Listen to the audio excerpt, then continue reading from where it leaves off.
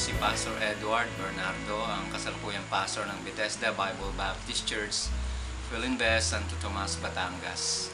Bago ko po nakilala ang Panginoong Jesucristo, ako po ay involved sa printing and tattoo business sa Olongapo City. At alam nyo naman, it's a long Magsaysay drive. At medyo hindi maganda yung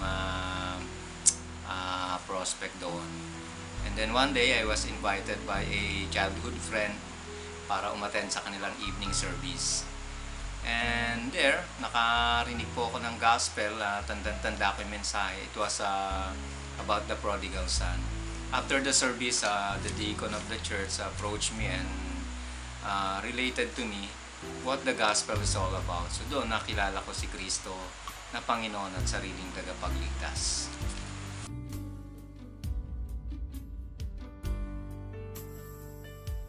Nung nakilala ko ang Panginoong Jesucristo na Panginoon at tagapagligtas, I always notice sa church na lagi nagcha-challenge yung pastor ng mission, yung bang surrendering your life to the Lord and go on a full-time basis sa mission.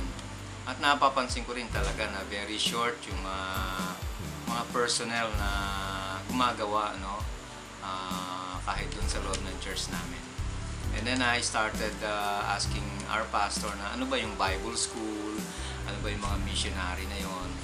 And so, one time nasa camp kami, tanda ko yung camp na yun, ay Word of Life Camp, Rizal, Laguna.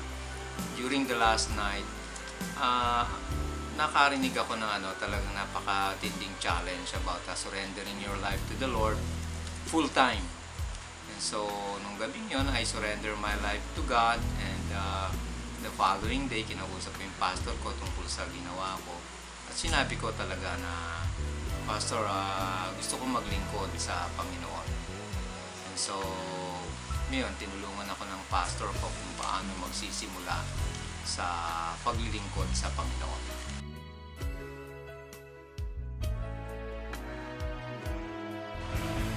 Kung hindi ko tinanggap ang pagkakatawag sa akin ng Panginoon, malamang baka nag-a-abroad ako kasi yun yung trend ng panahon na yun sa mga pinsan ko, mga kabarkada.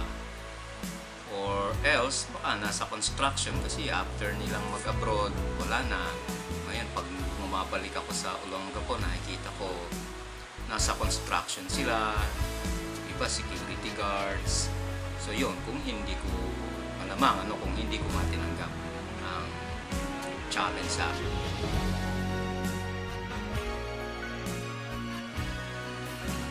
Ang pinakamalaking hamon sa akin nung nagsabi ako sa pastor ko na gusto kong maglingkod on a full-time basis ay yung sino ang magsushoulder ng tuition fee. Kasi yung Bible school noon may bayad, hanggang ngayon may bayad pa nga para ka na rin nag-enroll sa college. So ang in-offer ng church talagang very minimal. Ang ginawa ko na lang, nagtrabaho ko sa loob mismo ng Bible school. So binigyan ako ng scholarship ng school. At eventually may member sa church namin sa Olongapo na ginamit ng Panginoon. Isa siyang American na active sa church. And then ayun, pag may mga utang kami sa Bible school, kahit paano nagbibigay siya. And then may member din kami na napakaraming apartments sa Olongapo. Pag umuwi ako, it's like something, kunyari, sem break, yun, pinapatrabaho niya ako sa apartment niya. And then binibigay niya, panimula.